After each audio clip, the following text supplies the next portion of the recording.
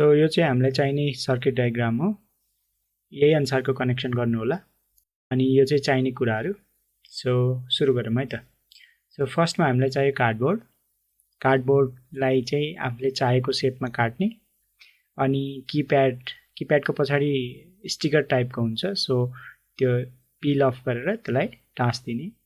अब मैले त्यो काटेको वालमा एलसिडी राखेँ, यस्तो देखिन्छ है हाम्रो फाइनल प्रोडक्ट चाहिँ। अब चाहिँ मलाई पोटेन्सियोमिटर जोड्नु छ। त्योभन्दा अगाडि मैले हेडर पिनहरू बनाइसकेको छु ताकि मलाई कनेक्सन गर्न सजिलो होला। पछि वायरहरू धेरै हुन्छ। सो मैले पोटेन्सियोमिटर ल्याएँ। पोटेन्सियोमिटर चाहिँ हाम्रो एलसिडीको ब्राइटनेस कन्ट्रोल गर्नको लागि हो। सो 3टा वायर चाहियो। अनि पोटेन्सियोमिटरलाई चाहिँ माथि टप राइटमा राख्ने हो। मैले टप मिडलमा वाल पारेको तर ठिक लागेन, अनि त्यसले टप राइटतिर राख्ने प्लान गरेँ। सो हाम्रो पोटेन्सियोमिटर त्यहाँ हुन्छ र हामीलाई घुमाउँदाखेरि एलसिडीको ब्राइटनेस हेर्न पनि सहज हुन्छ। सो यति भइसकेपछि अब 3टा वायर जोड्नु पर्यो। तपाईको लेफ्ट साइडमा रहेको लेफ्ट साइडको पिन चाहिँ 5 भोल्ट पावरको लागि हो। अनि मिडल चाहिँ सिग्नलको लागि, मतलब अब कति पावर रेजिस्टेन्स दिने। अनि लेफ्ट राइट साइडको चाहिँ हाम्रो ग्राउन्ड हो। यहाँ इमेजमा उल्टो जस्तो देखिन्छ किनकि मैले पोटेन्सियोमिटर अपोजिट फर्काएको छु नि त त्यहाँ राख्दाखेरि। त्यो पोटेन्सियोमिटरबाट आएको वायरहरू एलसिडीमा जोड्नुपर्छ हैन। भिएसएस, भिडिडी र भी0 भन्नेमा तपाईले सर्किट डायग्राममा पनि देखिसक्नुभयो होला। अब एलसिडीसँग सहज तरिकाले कनेक्सन गर्न मिलोस् भनेर मैले एउटा म्याट्रिक्स बोर्डको पिस लिएँ र त्यसलाई अब एलसिडीमा जोड्दैछु। एलसिडीमा राम्रोसँग त्यसलाई सर्डर गर्न पाएँ भने मैले तारहरूलाई इजिली सर्डर गर्न। सो अब पोटेन्सियोमिटरबाट आएको 3टा वायरहरूलाई चाहिँ मैले एलसिडीमा जोड्न गइरहेको छु। एलसिडीको चाहिँ हाम्रो भिएसएस, भिडिडी र भी0 मा जोड्नुपर्छ। तपाईको मिडल पिन चाहिँ भी0 अनि तपाईको 5 भोल्ट पिन चाहिँ भिडिडी अनि ग्राउन्ड पिन चाहिँ भिएसएस मा कनेक्सन भइसक्यो। अब यसै गरी यसको कनेक्सन सक्यो है हाम्रो। सो अब चाहियो किप्याडको लागि। अब किप्याडमा 8वटा वायरहरू हुन्छ। हामीले फ्रन्ट साइड मतलब नम्बर साइड जहाँपट्टि देखिरहेछ, जसरी अहिले हेरिरहेको छु नि हो, यसरी हेर्दाखेरि चाहिँ हामीले हाम्रो राइट साइडमा पर्ने चाहिँ कोलम हुन्छ, लेफ्ट साइडमा पर्ने चाहिँ रो हुन्छ। सो मैले अर्डिनोमा त्यो रोहरूलाई कहाँ कनेक्ट गरेको छु त्यो मार्किङ अहिले भर्खर देखाएँ तपाईँ। सो मेरो 2, 3, 4, 5, 6, 7, 8, 9 यो 8वटा पिन युज भएको छ।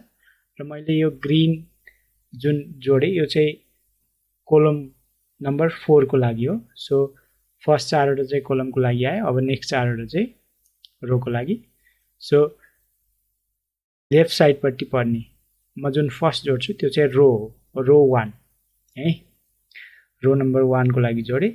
अनि त्यसै गरी रो नम्बर 2, नम्बर 3, 4, कोलम 1, कोलम 2, कोलम 3, कोलम 4 है। सो यसरी ब्याक साइडमा अब यसरी टाँस्नुपर्ने हुन्छ। अब हाम्रो किबोर्डको नि सक्यो है त। अब रह्यो हाम्रो अर्डिनोमा एलसिडीबाट आउने सिग्नलहरू। अब अर्डिनोमा एलसिडीबाट के सिग्नलहरू आउँछ अथवा एलसिडीमा कुन कुन सिग्नल जान्छ हैन, त्यो जोड्छु। सो त्यसको लागि कनेक्सन हुँदैछ। यो कनेक्सन चाहिँ तपाईहरुले सुरुमै सर्किट बोर्डमा देखिसक्नु भएको छ, सर्किट बोर्डको डायग्राममा। सो त्यही सर्किट डायग्राम अनुसार कनेक्सन गरेको छु मैले।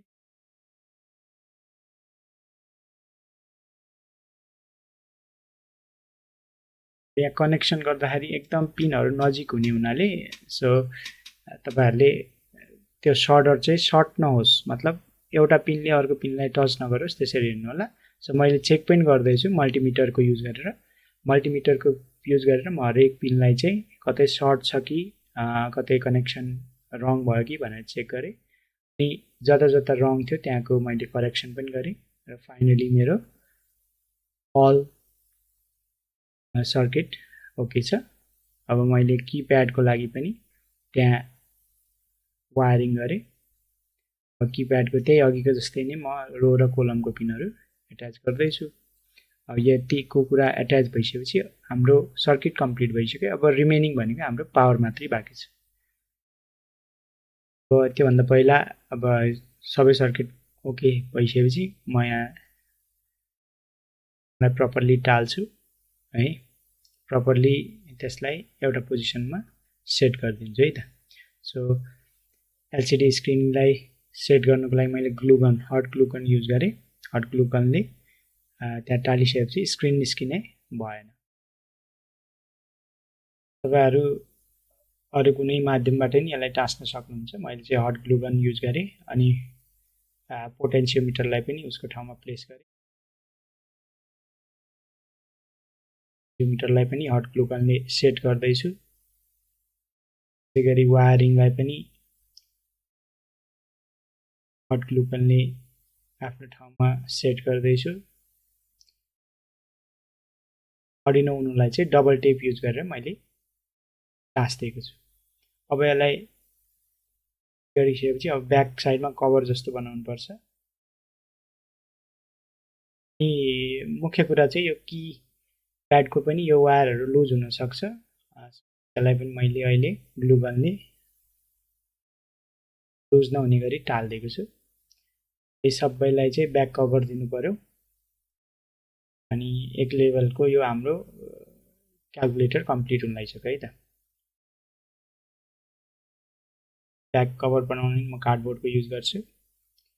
सो यो कार्डबोर्डको युज गरेर मैले ब्याक कभर डिजाइन गरेँ। सो यो सेट चाहिँ मेरो अहिलेसम्मको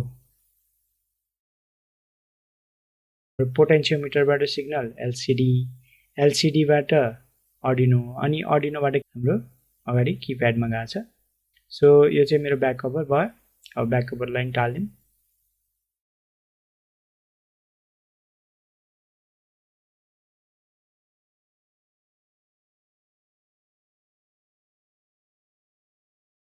ब्याक कभर टाल्यो। अब power on. So hello Santosh sir, क्याल्कु at your service and option A and B. अब ए र बी अप्सनमा मैले फर्स्टमा लेट्स सी ए क्याल्कुलेटर है, क्याल्कुलेटर। अब इन्टर द एक्सप्रेसन भन्यो। अब के चाहिँ क्याल्कुलेसन गर्ने हो, जस्तै 5 × 5 गरौँ न। ए हाम्रो प्लस हो, बी माइनस हो, C multiply, D divide. So 5 × 20 minus 150 अगर 200।